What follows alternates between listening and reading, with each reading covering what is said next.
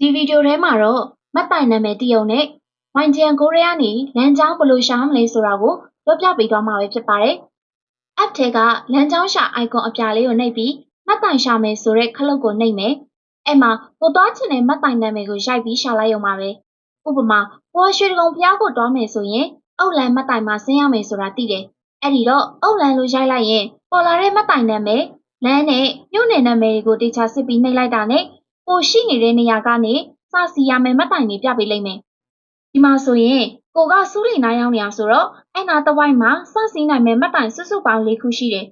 ။အဲ့ထဲကကိုကြိုက်တဲ့မှတ်တိုင်တစ်ခုကိုရွေးလိုက်တာနဲ့အဲ့မှတ်တိုင်ကနေအခုကိုသွားချင်တဲ့အုတ်လန်းကိုရောက်တဲ့ကားနံပါတ်တွေပေါ်လာပါလိမ့်မယ်။ပေါ်လာတဲ့နံပါတ်တွေထဲမှာ၄တောင်းပုံစံကားနံပါတ်တွေကတစ်ဆင့်နဲ့ရောက်တဲ့ကားနံပါတ်တွေဖြစ်ပြီးတော့အဝိုင်းပုံစံကားနံပါတ်တွေကတော့2ဆင့်3ဆင့်စီရမယ့်ကားတွေပဲဖြစ်ပါတယ်။ကိုစီးမဲ့ကားရဲ့နံပါတ်ကိုနှိပ်ပြီး live mode on လိုက်တာနဲ့အခုကိုရှိနေတဲ့နေရာကနေမှတ်တိုင်ထိသွားမဲ့လမ်းကြောင်းနေရာအစာပြပေးပြီးတော့ကားစစီးပြီဆိုတာနဲ့ကိုသွားမဲ့ခရီးစဉ်တစ်လျှောက်ကမှတ်တိုင်တစ်ခုချင်းစီကို live အနေနဲ့ကြည့်လို့ရမှာပဲဖြစ်ပါတယ်။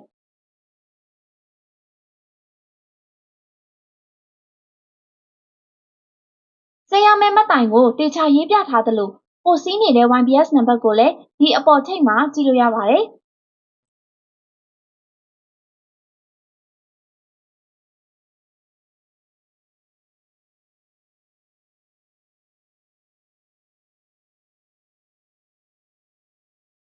ခရီးဆုံးခါနီးမှတ်တိုင်မရောက်ခင် App ထဲက Alarm System ကနေသတိပေးစနစ်ထွက်ပေါ်လာမှာဆိုတော့ Stop ကိုနှိပ်ပြီးကားပေါ်ကနေဆင်းဖို့အဆင်သင့်ပြင်ထားလိုက်ရုံပါပဲနော်